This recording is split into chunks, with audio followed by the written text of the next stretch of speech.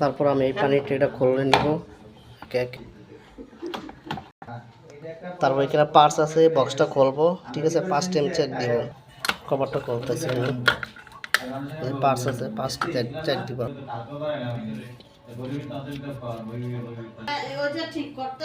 তারপর আমি কয়েলটা চেক দিব, কয়েল ভালো আছে কি না। কয়েল ভালো আছে, লাইট জ্বলতেছে। এখন আমি নতুন রিলে লাগিয়েছি, এখন চলবো কি দেখবো, নতুন রিলে দিয়ে চালু দেবো। অবশেষে বৃষ্টি ওকে গেলে চালু হইতে সুন্দর চলতে আছে, সুন্দর গরম আসতেছে। পার্সের সমস্যা ছিল, সুন্দর এমপিআর নিতে আছে, পার্সের সমস্যা।